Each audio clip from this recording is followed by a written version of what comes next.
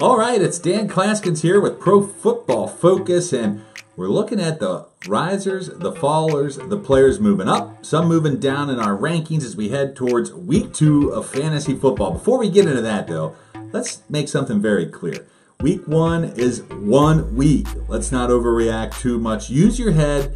There are some players you need to be aggressive on. Others you need to be a little more patient with, too. So be careful as you hit that waiver wire and start setting those lineups in the week ahead. Let's look at the guys on the rise. Moving up my board, we'll start at quarterback with Patrick Mahomes.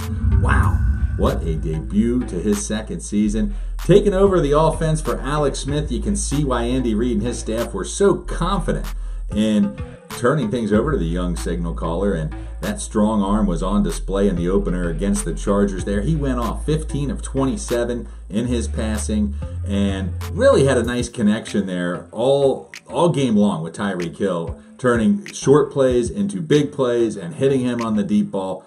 You know he's going to get Travis Kelce more involved. Kareem Hunt's going to get involved in that passing game a little bit more too, and so will Sammy Watkins. So I think big things are ahead for the Chief, including in week 2 when the Chiefs travel to Pittsburgh in a game now with a total near 50. Another player moving up my board is Redskins running back Chris Thompson. I got to be honest, he was already pretty high on my board heading into the season. I had lots of shares of Thompson as many owners shied away from him this summer, especially after news came out that he probably wouldn't be completely 100% healed from last year's gruesome ankle/leg injury until October.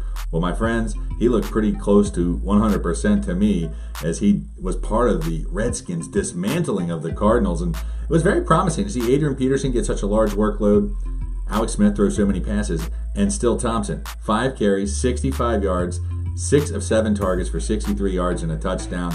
I think he's RB2 potential guy in PPR leagues if he stays healthy, and a valuable asset in any format.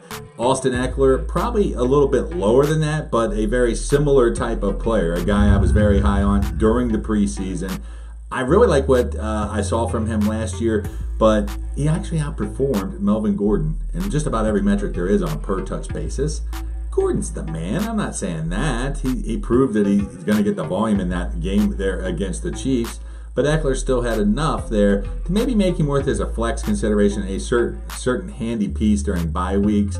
If Gordon goes down, though, he could be a top 15 running back. Brandon Marshall, another one of my late darts in drafts as August closed out. I liked him for the red zone potential as Seattle lost Jimmy Graham and his 10 touchdowns from a year ago. But as Marshall showed in the opener, with Doug Baldwin down, he may be Russell Wilson's top target. He looked good in the red zone. He only going to get better here. 3 catches for 46 yards and a touchdown. Look for more volume to come his way in the next few weeks. Let's go to some players moving down my board, and we'll start with Falcons quarterback Matthew Ryan. Wasn't a very good start for him or the Falcons offense. Once again, struggling in the red zone. And Ryan, who offers little rushing mobility, really has limited fantasy upside without the huge yardage numbers coupled with a few touchdowns here and there.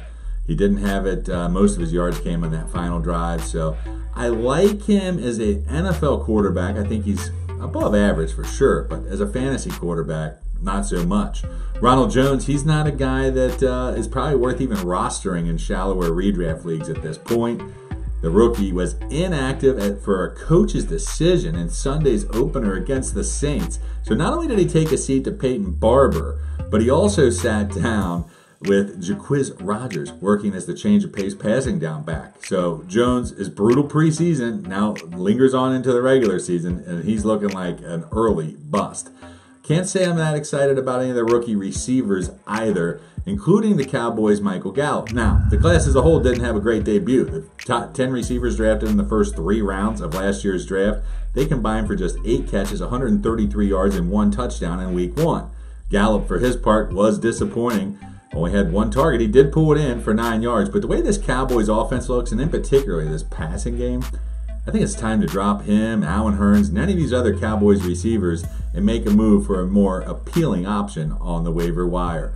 My final guy moving down my board is Jimmy Graham. And he was already dropping on my board to begin with. I was much lower than him than some. But you see that he's very touchdown dependent. It was the case last year in Seattle, which paid dividends in some weeks, and it'll be the case again this year in Green Bay. but with Rodgers playing from behind, he went to his receivers. 19 of the passes that he completed were to wideouts. Jimmy Graham just caught 2. Without the Packers being in the red zone much, not a lot of chance for those touchdowns. There's going to be a lot of inconsistencies ahead, and that's why he was a little bit overvalued on my board. We'll be back more each week with these updates. Be sure to follow me on Twitter as well, at Dan Claskins. And be sure to follow us here at Pro Football Focus. Check out all the great tools that can help you win in week number 2.